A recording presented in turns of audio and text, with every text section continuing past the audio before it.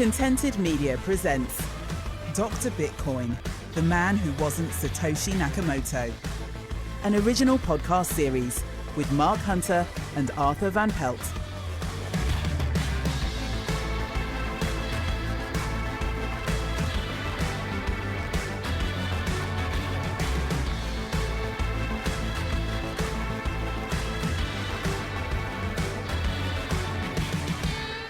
Craig Wright is an Australian computer scientist at the heart of a multi-billion-dollar battle to see who owns Bitcoin. Not the cryptocurrency, the brand. Wright has been trying to get himself recognised as Bitcoin's pseudonymous creator Satoshi Nakamoto for over 7 years, but having failed in the court of public opinion, he has recently taken his battle to bricks and mortar courts as he attempts to sue his way to being awarded ownership of the Bitcoin name and the trillion-dollar ecosystem that comes with it.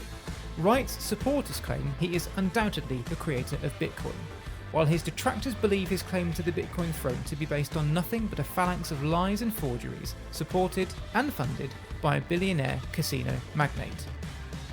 Throughout this series, myself and my co-host, semi-professional Craig Wright debunker Arthur Van Pelt, will take you through the incredible story of Craig Stephen Wright and his attempts to claim ownership of the financial revolution that is Bitcoin.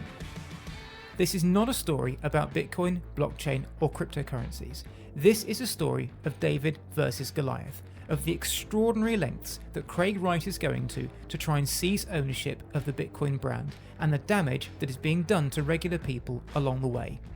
This is episode 9, Coins Will Move.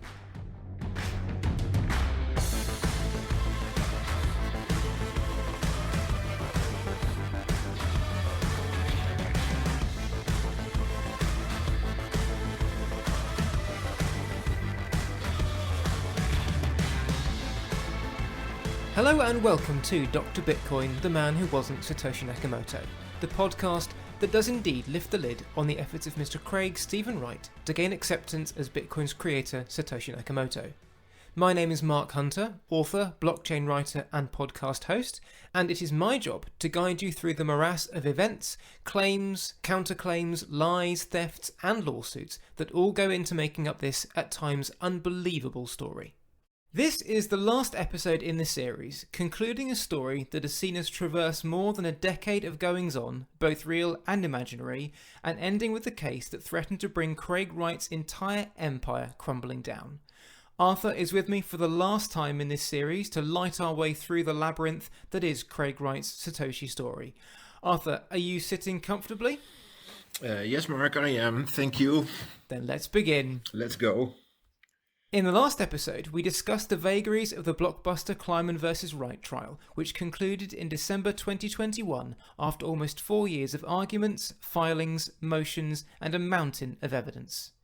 We ended the last episode with the entire tangled mess being handed over to the jury of 3 men and 7 women, whose job it was to try and make sense of what they had heard over the 3-week trial and deliver a verdict on whether, among other things, Craig Wright had stolen around 500,000 Bitcoin and some $175 billion worth of intellectual property from his deceased best friend, Dave Kleiman. Before we get into the verdict and its ramifications, let's go through exactly what the jury were deciding on. There were 7 categories involved in the case, equating to some 25 questions the jury would have to answer, as well as stating amounts to be awarded to the estate of Dave Kleiman or the company at the heart of the matter, W&K, if required. Arthur, what were the key things that the jury would be deciding on?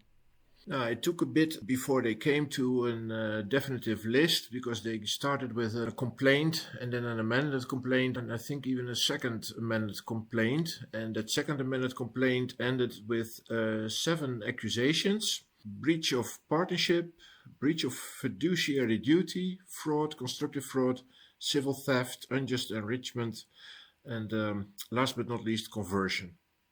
The Kleiman's head lawyer, Vel Friedman, was said to have been confident that a verdict was going to arrive on the day the decision was handed to the jury, but given the complexity of the case and the amount of evidence jurors would have to sift through, this was unlikely.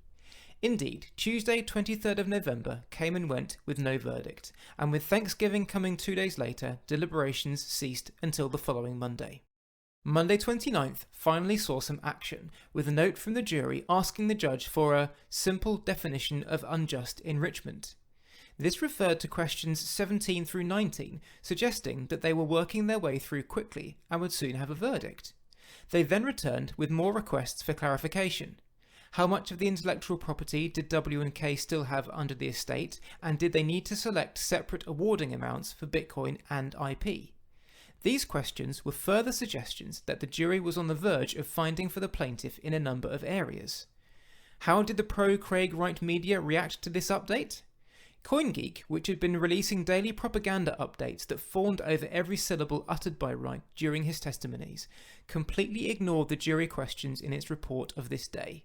Instead, it chose to rail against Bitcoin supporters for turning Bitcoin into a Ponzi scheme cult and saying that the reason people don't want to believe Craig Wright is Satoshi Nakamoto is that they cannot accept a living person standing to disprove their belief system. Arthur, of the many Bitcoin supporters you know, how many do you suspect of secretly not wanting Wright to be Satoshi because they don't want their belief system to be disproved? Yeah, well, actually no one, Mark. And I'm quite well connected in the Bitcoin space because during my research over the years, I've met a lot of OGs, the old-timers in the Bitcoin community, who have been communicating with Satoshi Nakamoto, who have coded with him. They helped him build the Bitcoin infra from the original Bitcoin.org website to the earliest exchanges, who helped him with testing, who did the earliest known transactions with him on the Bitcoin blockchain. Without any exception, they have all declared in public that they simply don't believe Craig is Satoshi based on their experience with the real Satoshi. So yeah, most of them choose to ignore him. But now that he is running some lawsuits, there is of course some more attention for him. But I'm pretty sure that if you ask, for example, the 200 million Bitcoin users worldwide, that hardly anyone knows who he is. And the few that do, they will say what almost everyone will say since December 2015, isn't that Mr. Wannabe Satoshi? Law 360 reporter Carolina Bellardo, who was on hand every day for the trial and live tweeted the key events, revealed that the jury had handed another note to Judge Bloom on the 29th, which said, "Many of us do not feel comfortable adjudicating an amount." This was an interesting turn of events, but hardly surprising, given that Wright had valued the IP at over $250 billion, meaning the jury was being asked to decide how much of that, as well as how much of the multi-billion-dollar Bitcoin valuation, to award to the Kleiman estate based on circumstantial evidence that, ironically, was itself rooted in the lies of Craig Wright. Wright himself had been banging on in the lead up to the trial that if a court ordered him to move Bitcoin from the Tulip Trust, then he would do so, but only with a court order.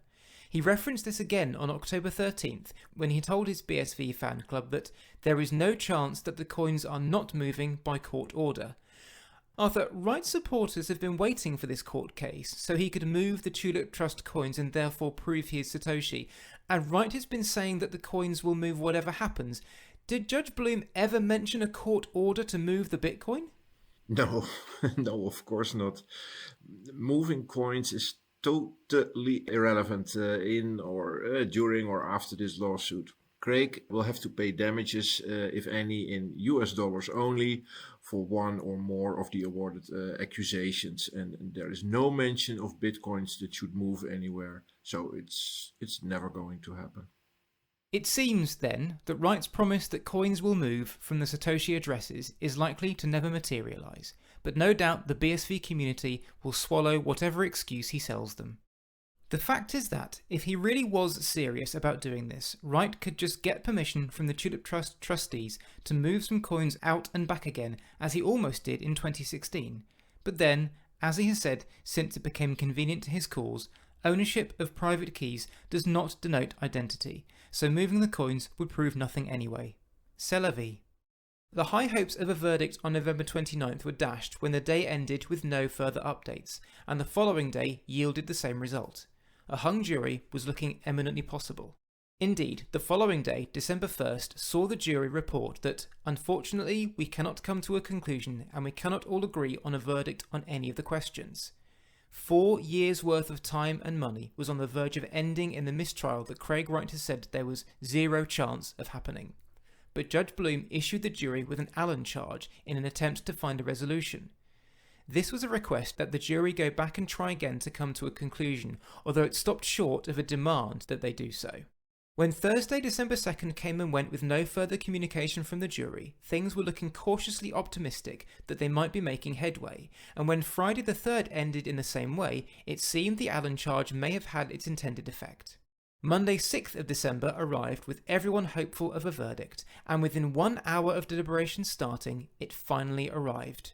Wright was adjudged to have committed conversion, which is defined as the unauthorized possession of personal property causing curtailment of the owner's possession or alteration of the property. The jury ruled that Wright's conversion warranted a $100 million award to W&K Informational Defense, rather than to Ira Kleiman, and Wright quickly began the inevitable twisting of this narrative. Not happy with being cleared of all counts of fraud and other theft, Wright was determined to explain how the jury, according to him, had acquitted me of all counts. How did he try and do this, Arthur? Yeah, this was pretty hilarious. Craig tried to give his view of what conversion means. Let me read it for you. To give an example of the tort of conversion, I would like you to think of a self-storage facility. Imagine that Alice places goods in the facility run by Bob. For some reason, there is a fire at the facility and the goods owned by Alice are damaged. This is a form of conversion of Alice's goods by Bob. If Alice wants to recover the loss of her goods, she will sue under the tort of conversion. You will note that Bob has not done anything that is necessarily negligent or intentional. Although this is wrong against the goods owned by Alice and hence wrong against Alice, the fact that Bob has a bailment over Alice's goods means that he is responsible, and as such Alice can sue for the value of her goods that are being bailed. And if you think that is theft, then you don't know what is theft. There is no aspect of intention included in conversion. Now, let me tell you, what Craig has wrong here is that the aspect of intention is always present in the process of conversion. There might be intention before the conversion starts, or there is certainly intention during the conversion process. So at all times it remains conversion, which is an illegal act of stealing.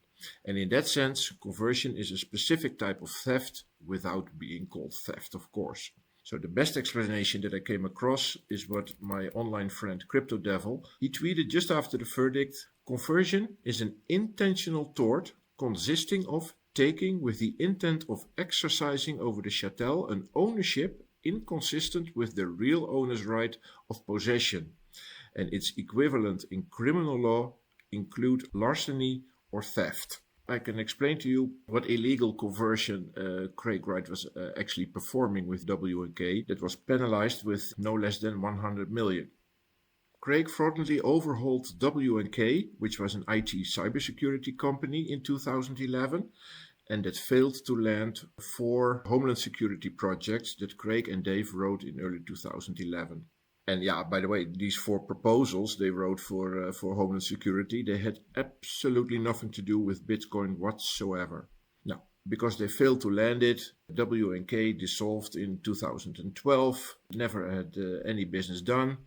But in 2013, after Dave Kleiman died in April, he took a few months to think about his cunning plans, and starting July, he changed W&K to a Bitcoin intellectual property company. He made false statements, he created backdated forgeries for in total 57 million, and in this case this is Australian dollars, that he filed in the Australian Supreme Court as claims. And because the court did not do any fact-finding, these claims were, and it was a miracle if you ask me, they were awarded.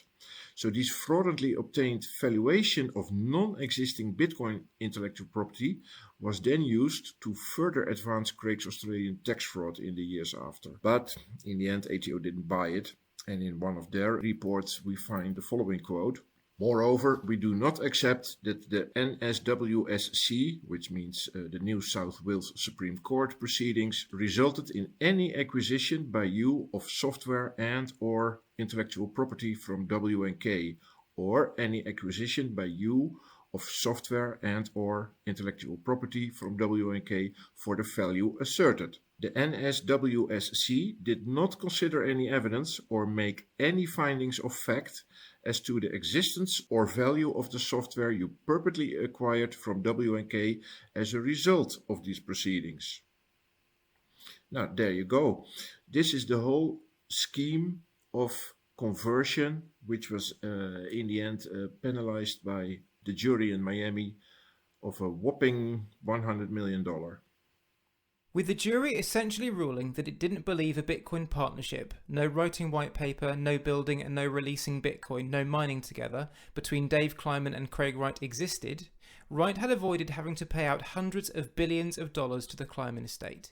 He was, naturally, a happy man. Thank you everyone for all your support over all of the years. This has been a remarkably good outcome and I feel completely vindicated. Next, there are still more fights. We are going to make everything change from cryptocurrency to digital cash the way it's meant to be. My original invention is coming back. I'm not going anywhere. I'm here for the long term and I'm here for the fight. And each victory we get takes us closer to a world where digital cash is used. Not a global casino, but real digital cash, where people in third world countries can make money, hold money, and trade. Thank you. As is often the case in such outcomes, both sides saw the result as a win. Ira Kleiman's head lawyer Vel Friedman focused on the nature of the award, saying, "We are immensely gratified that our client, W&K Information Defense Research LLC, has been awarded $100 million, reflecting that Craig Wright wrongfully took Bitcoin-related assets from W&K. This verdict sets a historical precedent in the innovative and transformative industry of cryptocurrency and blockchain." Having been silent on his BSV Slack forum since being warned over his antics by the judge, Wright vented 2 weeks' worth of pent-up emotion, saying, "The jury has found I am not a fraud," and making several other statements that are well worth going into. Wright started by saying that there would be no appeal, then discussed the $100 million payout in terms of the aborted settlement discussions the parties entered into in 2019, saying that the settlement offer at top was $3.2 billion USD total, $225 million USD cash, mostly in BTC. The $100 million is a win. Arthur, $3.2 billion is a lot of money. Why didn't Ira Kleiman accept that in Bitcoin from Craig Wright in 2019? Yeah, let's presume that happened, but my guess is that Ira Kleiman is very well aware that those large holdings of Bitcoins only exist in Craig's dreams. But again, this is only Craig's claim. Ira's counsel mentioned on Twitter that the 100 million awarded is higher than any serious settlement amount they ever received. So yeah, I have no reason to think that Ira's counsel is bluffing.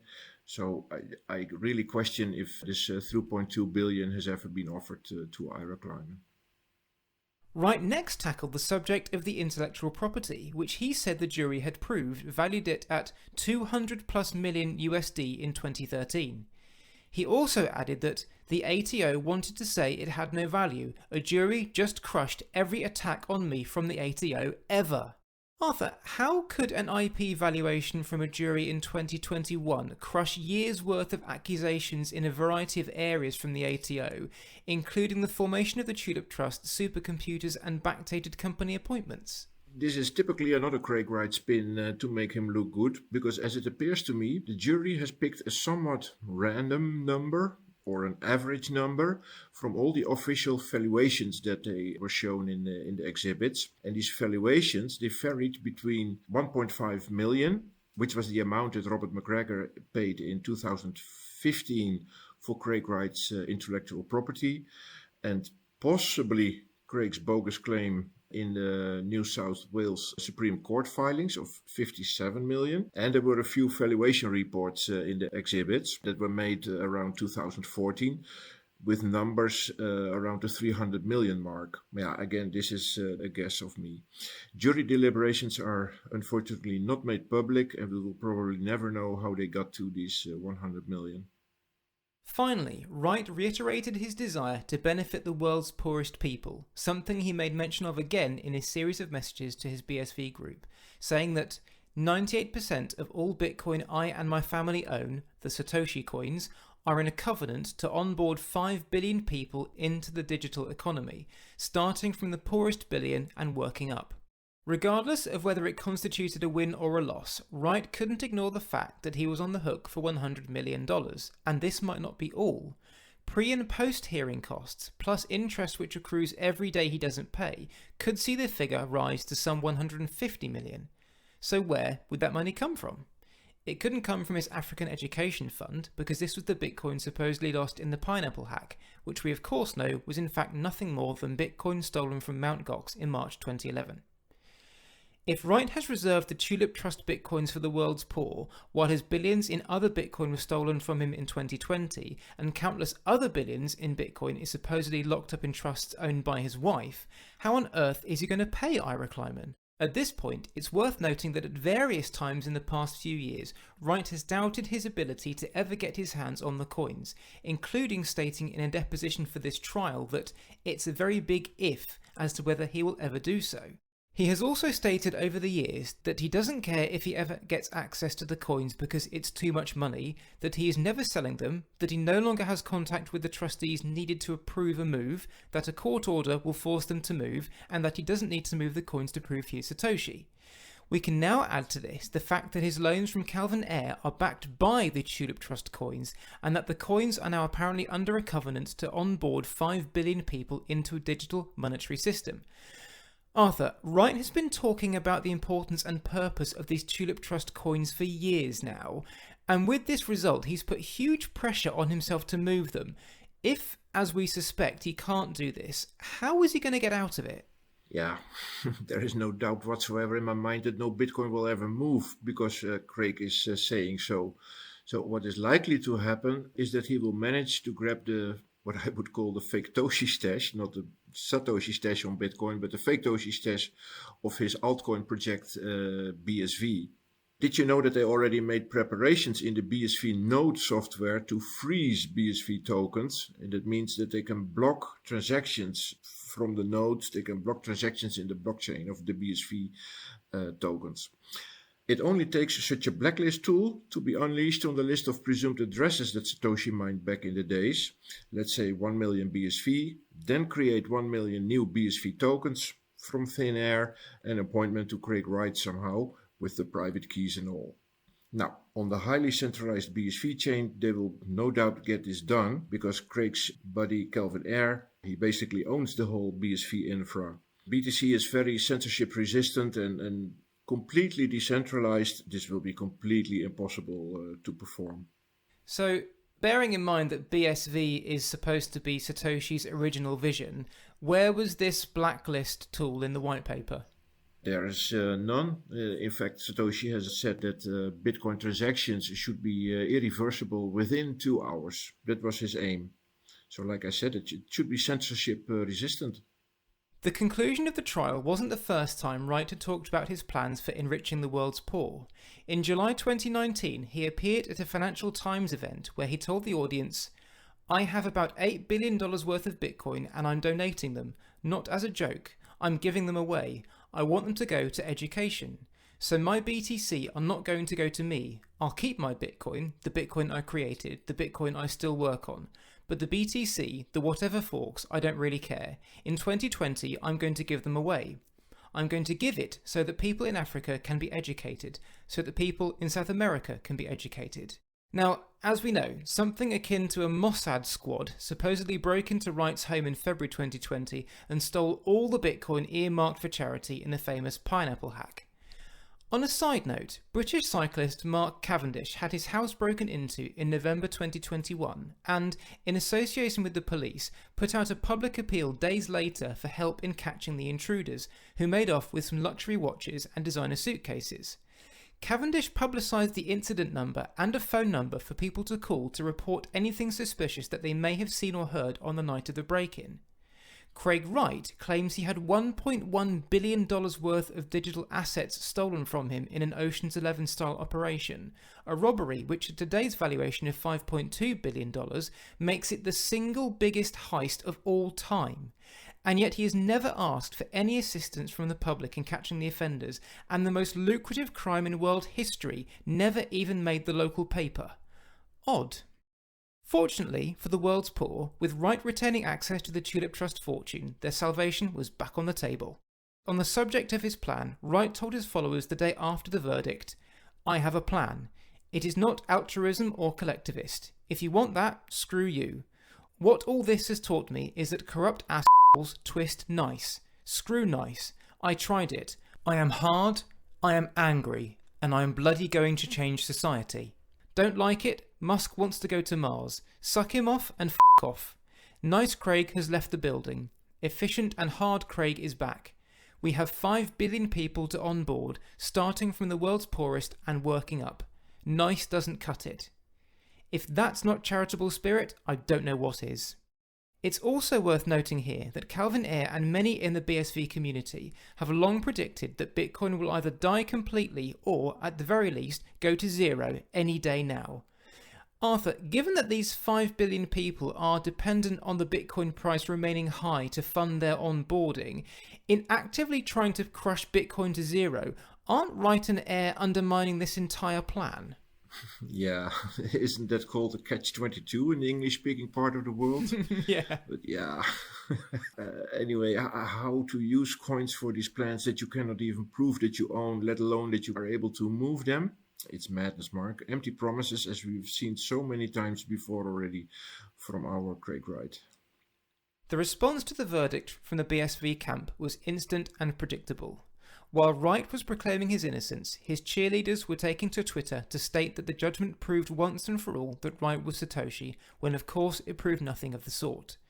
Court reporter Carolina Bellado expressed her frustration when she told this podcast on the day of the verdict, "There are a number of people who also think this verdict means Wright equals Satoshi, and I just don't know how to explain that it doesn't." Calvin Ayre, meanwhile, insisted that the result kept up Wright's undefeated record in court, which was a flat-out lie. Firstly, because Wright hadn't won, but also because Wright already lost cases in 2006 and 2020. The BSV token naturally pumped too, jumping from $117 to $170 before beginning its retrace to $120 a little over 24 hours later. Wright's cause was aided by mainstream media outlets who nearly all repeated the claim that Wright had won and held on to his Bitcoin fortune, which of course they had no idea almost certainly doesn't exist. Wright's camp pounced on this, with Calvin Ayre in particular calling on BSV supporters to push the news far and wide in a clear attempt to push the narrative that Wright was Satoshi, despite most of the reports continuing to call Wright the self-proclaimed Bitcoin creator.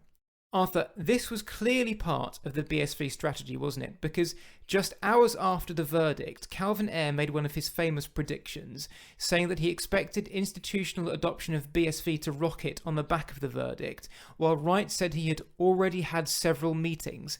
Can you explain how they plan to use the verdict and mainstream media coverage in this way? Yeah, it all boils down to the original plans of June 2015 when Craig Wright was bailed out, Mark. They hoped that Craig being accepted as Satoshi Nakamoto would bring all the attention to him and his patents so that they could sell it for billions as original Satoshi work. But yeah, we can only see how the string of failures gets longer and longer. The December 2015 docs failed, the signing sessions in May 2016 failed. In 2018, Roger Ver left Camp Craig Wright, calling him a liar and a fraud. Yeah, and now we have a verdict basically calling Craig Wright a thief who has to pay a stunning $100 million for stealing.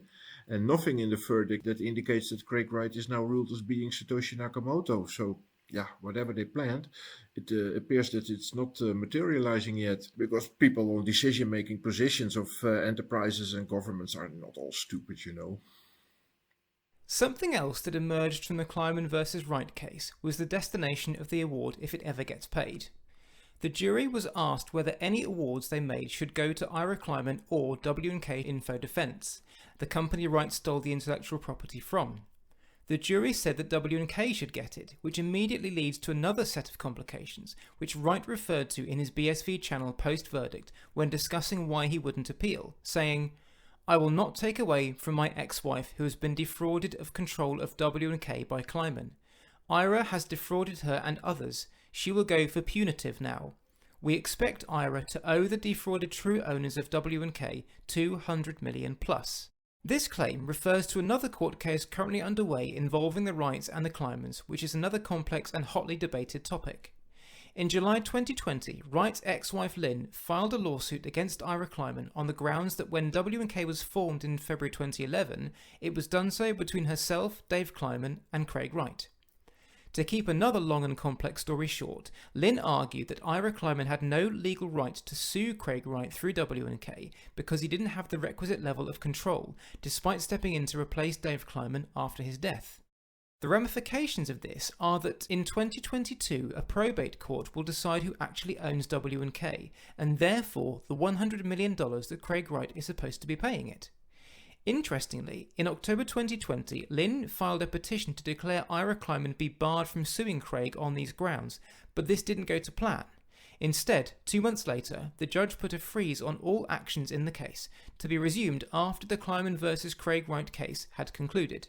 Lynn's case is not to be confused with a third case related to Dave Kleiman and the Tulip Trust, which was filed in April 2021 and saw Wright's current wife, Ramona Watts, also suing Ira Kleiman on the basis that in wiping Dave Kleiman's hard disks, Ira removed important data and documents relating to the Tulip Trust, claiming that as a result, the Tulip Trust has suffered substantial damages in the form of bitcoins it can no longer access.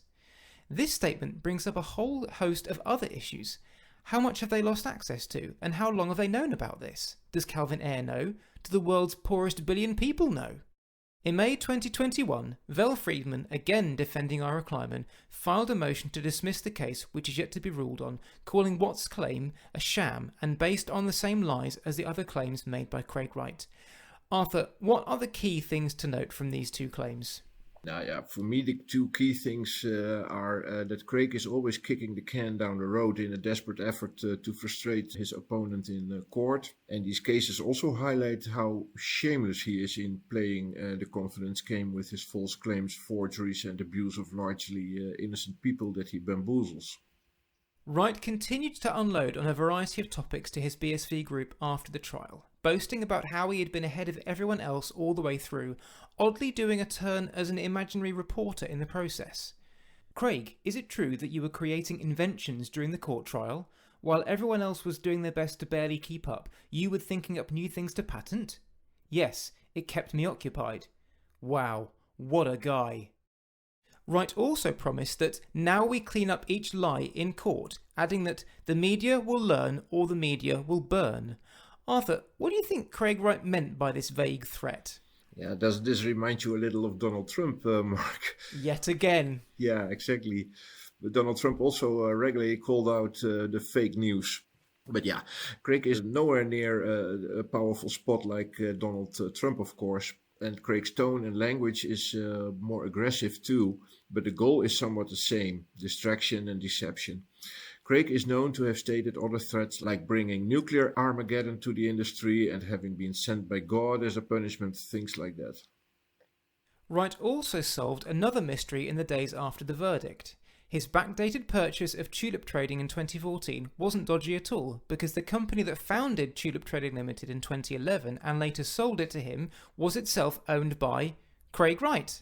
Yes, Wright had owned Tulip Trading Limited all along due to his ownership of its controlling company, Equator Consultants. He just forgot to tell everyone that he already owned it. For over 10 years, it had completely slipped his mind, even when he was being hammered over the purchasing of Tulip Trading by Kleiman's lawyers, and he only remembered once there was no one around to question him. Memory is a fickle thing. Of course, this theory completely ignores the question of why Wright would rebuy a limited company he already owns, and why, as the purchasing email trail shows, he asked the agent, Dennis Mayaka of Abacus, for a list of aged shelf companies to choose from, rather than asking directly for Tulip Trading Limited, given that that was the name it had gone under for the past 3 years. Wright, naturally, put this down to the long-standing hacking theory, or alternatively, that the emails were forgeries. This, however, means that either someone went to the effort of buying Tulip Trading Limited for Craig Wright using his own payment details in 2014, or the whole thing was a fiction, which would mean that Tulip Trading Limited is still owned by Equator Consultants. It would also mean that someone faked not just Craig Wright's end of the conversation, but also Dennis Mayaka's, as well as faking the company certificates that came with the emails. Seeing as Craig Wright strongly denied buying Tulip Trading Limited in 2014 when cross-examined in the Kleiman trial, it seems his new theory is indeed that Equator Consultants still owns the Tulip Trust, something he has only revealed after the case is over. Wright also claimed after the case that the earlier version of this was also mine, presumably referring to another incarnation of Equator Consultants which he doesn't name, as well as Savannah Limited, one of the Tulip Trust trustees, which he said he also owned. It should also be noted that evidence of the existence of any of these companies is almost impossible to obtain today. Wright never gives identification numbers for these companies, and online searches come up fruitless, with none of the companies registered on the Seychelles Business Directory, despite having supposedly been around for over 10 years. The only known address for Equator Consultants returns a list of several companies, but Equator Consultants is not among them. Interestingly, Wright also claims that Dennis Miyaka worked for at least 2 of his other companies, including Savannah Limited, and was trustee of Tulip Trust 2 during this time. Yet, on the famous printout of Miyaka's LinkedIn page that Wright tried to use as evidence of Miyaka's qualifications, Miyaka only mentions his time working for Abacus, which is backed up by email evidence in his sale of Tulip Trading Limited to Wright in 2014, and does not reference his time working for Savannah or Equator Consultants, despite him supposedly being a director of the latter in 2016. Arthur, have you ever come across any evidence that these companies actually exist? No, not at all. To be honest, I tried, I gave up quickly when nothing came up. And another reason for that is that Dennis Mayaka is only one of many of Craig's sock puppets that he is using to uphold his schemes. What can be said though is that Craig is changing again a previous narrative, again with no evidence whatsoever, in again a desperate attempt to fill some gaps that are uncovered after the trial. Also, he testified to Judge Reinhardt that he was not a Tulip Trust trustee and that he had asked Dave Kleiman to distance him from the whole thing, and yet with these new statements he now occupies, either directly or indirectly, 5 of the 6 trustee slots on the 2012 Deed of Trust document, and a company under his control signed off on it. Yeah, it means that he is in control of the whole thing, directly or indirectly, and whatever the situation asks, he just changes role instantly, and he will likely create the necessary paperwork afterwards to support the changes if needed. Among Wright's other outbursts was his claim that the terms claims to create, self-proclaimed and self-professed, as used by almost all media outlets to describe Wright's relationship to Satoshi Nakamoto, counted as defamation, suggesting that he was gearing up to sue any person or publication that dared to state he wasn't Bitcoin's creator. If past experience is anything to go by, this is a distinct possibility. Wright also confessed to being the issuer of Bitcoin, something we have covered in a previous episode, and which is related to his claim to own all Bitcoin produced past, present and future. He also announced that he was setting up a project to put the full story out without any redaction regarding his battles with the ATO, including pages from hundreds of files relating to his more than decade-long fight. However, given that Wright himself argued in court in this very case that his computers and servers have been repeatedly hacked since the dawn of time, sometimes to implicate him as being Satoshi Nakamoto, this instantly undermines any credibility in documentation coming from his files. Arthur, linked to this and looking back at the strategy adopted by the defence in the Kleiman case, do you think it's fair to say that Kleiman's team hampered their own efforts by relying on the fraud claims? The defence was always going to say that if the fraud was that widespread, then it could easily be applied to the plaintiff's evidence, and it seems to have worked for them, doesn't it? Yeah, most certainly indeed. But that's why at least I think the breach of partnership and the breach of fiduciary duty were not honored by the jury, because as Craig's counsel made perfectly clear in their Chewbacca defense, plaintiff's case was almost fully based on fraudulent evidence and Craig's lies about a non-existing partnership. There's even a firm case to be made that during the deliberations, the jury also rejected Craig's false claim to be Satoshi, to be fair, as it was directly and inextricably linked to the false partnership claims of Craig. But by the way, talking about both the fraud-related accusations, namely fraud and constructive fraud, these were not honored either.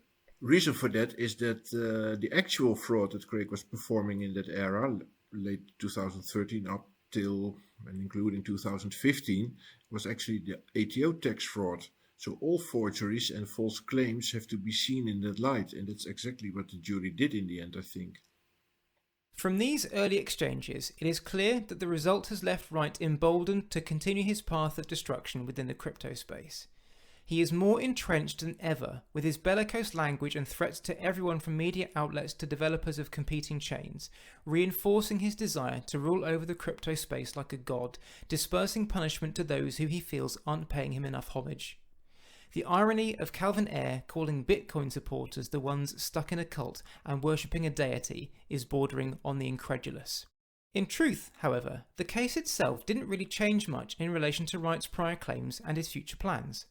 The headlines were all about the amounts of money involved, and understandably so, but for those with knowledge of the long-running scam that Wright seems to have been perpetrating since 2013, the case simply reinforced what they already knew. For Wright supporters, who will find a way to skirt round any negative evidence put before them, it merely reinforced what they knew: Wright created Bitcoin alone, and any evidence to the contrary is false. They, and Wright, claim that the fact that the jury ruled there was no fraud means that Wright has never committed any fraud, which is not true. The jury was asked to decide if Wright defrauded Dave Kleiman. They were not asked to rule on the multiple types of fraud Wright is suspected of perpetrating over the years to various parties. Similarly, the fraud ruling has emboldened Wright's camp to strengthen its claims that Wright has been the victim of a years-long persecution by former employees, then developers, then corporations backed by MasterCard, and then Ira Kleiman. The jury most certainly did not rule on this, and there has been zero evidence presented to back up these theories. The jury was also not asked to give their reasons why they voted the way they did. This is important given that the closing argument by Wright's legal team focused on the fact that the jury shouldn't trust any of the evidence presented to support the plaintiff's argument, which therefore included any evidence that Wright created Bitcoin. It could well be that the jury followed this advice and, having been forced by the judge to come to a conclusion, decided that the foundation of the entire case was fraudulent, including Wright's claims to be Satoshi, and so ruled that way. Arthur, Wright's team criticised Kleiman's lawyers for cherry-picking truth from fiction, but they're doing the same thing here, aren't they? They're claiming that the jury believed the evidence that Wright was Satoshi, but they didn't believe that he had a partnership with Dave Kleiman. In fact, we have no idea what they believed. I strongly disagree with that, Mark. Of course, we have no ruling about Craig if he is or isn't Satoshi, as it was explicitly included in the lawsuit. But try to imagine. Ira's counsel relentlessly defended the claim that there was a Satoshi partnership between Craig and Dave. They threw all the evidence of that in Craig's face, and then debunked it as forgeries and false claims to prove Craig's fraud. Now add Craig's counsel's Chewbacca defense, where they even dare to suggest that Ira Kleiman must have thought that Craig Wright is a fantasist, having built, and here I quote, a stinking pile of lies and forgeries. It makes no sense. And this quote was repeated several times during the closing arguments. So yeah, I cannot escape the strong thought that, as I said earlier, the jury had no chance of separating both the Satoshi and the partnership claims. So they both declared them as false. But yeah, again, the rulings were only related to the partnership breaches, of course. The Kleiman vs. Wright case was a sideshow to the main event of Wright's claim to be Satoshi, a sideshow that has been blown up to become the headline act because of the huge sums quoted. Objectively, however, the Kleiman vs. Wright case actually offers us very little of real value when we consider Wright's claims to be Satoshi. The jury didn't rule on it, the judges didn't entertain discussions on it, and only a fraction of the evidence produced was even related to it. Wright supporters have taken his Bitcoin creation story as gospel, which of course they would do, passing it off as uncontested evidence rather than hearsay, claiming that anything else to the contrary is fraudulent and part of a conspiracy to silence their leader. If that isn't a cult, we'd love to know what is. Even if Wright had lost on every count, unless the jury had specifically said that Wright wasn't Bitcoin's creator, which was never going to happen because it wasn't the subject of the case, Wright's team was always going to claim victory in this manner. Even if the jury had broken ranks and made this claim, Wright's camp would have said that the jury verdict is merely an opinion and not a matter of fact. And yet, when the same argument is made against Wright's claims, critics are told to cope. And so, with the conclusion of the Kleiman trial, we reach the conclusion of the Craig Wright narrative. For now. What we have learnt over the past 9 episodes does not constitute the end, however. Far from it. Wright has court cases pending in 2022 that will have a much larger bearing on his claims to be Satoshi Nakamoto and his attempts to destroy the Bitcoin ecosystem and replace it with his own BSV vehicle. What we've done so far is merely provide background for what is happening in 2022 and beyond, giving listeners the context against which they can set the actions of Craig Wright, a chance to peek behind the curtain and see what he's really doing and why. Arthur, if it's possible, how would you summarise what we've learnt over the course of this series, and how do you think it impacts on what's to come? What I hope that our listeners have learned is that there is no proof whatsoever that Craig Wright is Satoshi Nakamoto. Everything that connects Craig to Satoshi are claims only supported by a massive trunk of forgeries created after April 2013, when Dave Kleiman died. Of course, Craig knew about Bitcoin before April 2013. He wrote about Bitcoin in July and August 2011 in the comment section of his articles on the Conversation website. And we know that by the end of 2012, he developed ideas of a Bitcoin bank with Jamie Wilson and his wife Ramona, which led to the startup of Hotwire in 2013. And in April 2013, he bought his first Bitcoin on Mt. Gox. And being red-pilled as he was, he even wrote 4 articles about Bitcoin on his blog. But at the same time, in his in memoriam video and blog post, straight after the death of his friend Dave Kleiman, there was no mention of Bitcoin whatsoever. So that partnership never happened. Not even the slightest hint of that we got around April 2013. So then Craig started picking random Bitcoin addresses from the rich list, and he used them in his Australian tax fraud, falsely claiming, "That's mine, I control that." Now, ATO requested him several times to prove that by signing any of these addresses, but he managed to duck that each and every time with a plethora of excuses and even with forged emails that ATO found in their inquiry. And then his Satoshi cosplay started early 2014 to further advance his Australian tax fraud. It doesn't take much imagination to even think that the Dave Kleiman introduction in the Satoshi team can be seen as a Craig role-playing Dave, so it's also a cosplay, as he has been pretending to be Dave, who was talking to himself in many forged emails. So to cut a long story short, the only thing that Craig has been building over these years is that he is now a court-approved fraud, perjurer, serial forger, and based on the recent conversion verdict in the Kleiman case, we can also safely call him a court-approved thief. This will come to an end at some point. Sooner or later he will meet his master. Probably not the real Satoshi Nakamoto as master, because I think that the real Satoshi Nakamoto knows very well that Craig Wright is very capable to self-destruct under the pressure of his ever-debunked false stories and unraveled forgeries. But in one of the running court cases, or maybe as a result of the still ongoing ATO criminal investigation, there will be a moment in the upcoming years that it will all come to a grinding halt. Everything in the Craig Wright story to this point has been leading up to what will happen over the next couple of years, as Wright is tasked with following through on his countless promises to crush all comers in court, break the Bitcoin blockchain, have BSV adopted as the blockchain of choice by enterprises and governments, and, crucially, be recognised the world over as Satoshi Nakamoto. Wright is known to have a love of all things Japanese, so what would his beloved Japanese philosophers make of this mission in his life and his methods of going about it? We can turn to one famous one, who, in his 1738 work, Writings of an Old Man, had this to say: "What is the way that should be followed as the way of truth in modern-day Japan? We should simply strive in all matters for what is ordinary, should be of upright heart and right conduct in our everyday activities, should speak quietly and behave with restraint. In your dealing with people, be perfectly sincere. Forbid yourself vile pleasures and have esteem for superior people. Do not despise the foolish. In general, put yourself in other people's place and do not do anything bad to them. Do not be biting and sharp. Do not misinterpret people's intentions or be obstinate. Do not be forceful and impatient. If you are angry, be so within reason, and if you are happy, do not lose control of your feelings. If you behave according to it, other people will be happy, you yourself will feel at ease, and things will always be easy to manage without difficulties.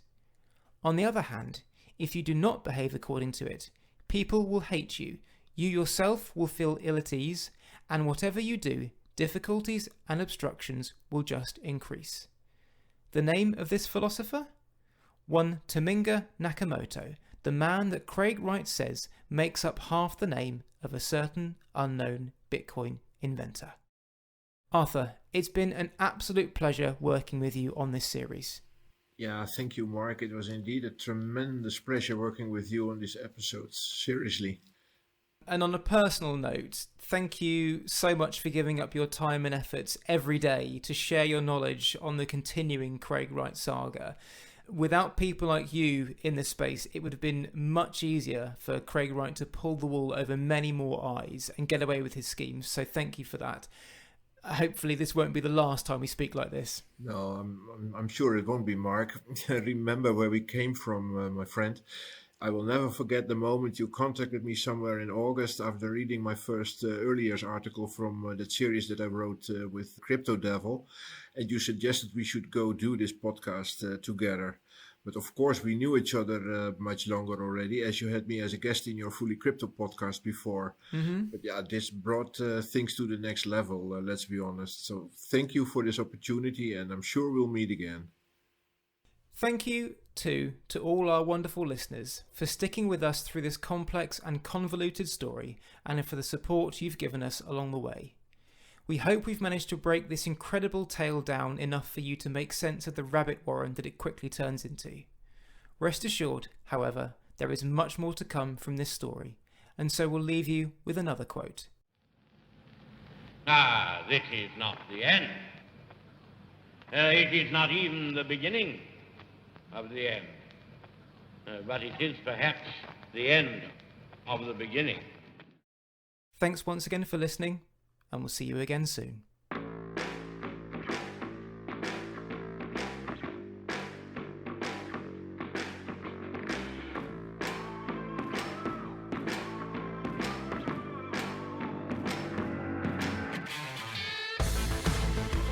Thank you for listening to the final episode in this series of Dr. Bitcoin, the man who wasn't Satoshi Nakamoto.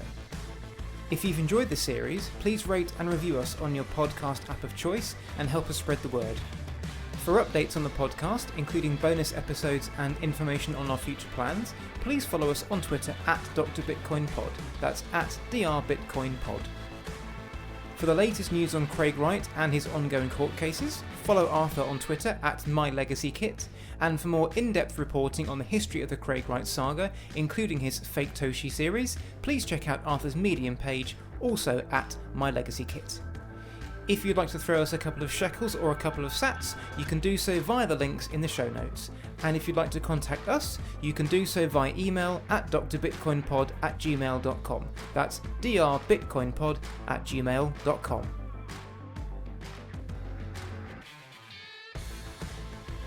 You've been listening to Dr. Bitcoin, the man who wasn't Satoshi Nakamoto.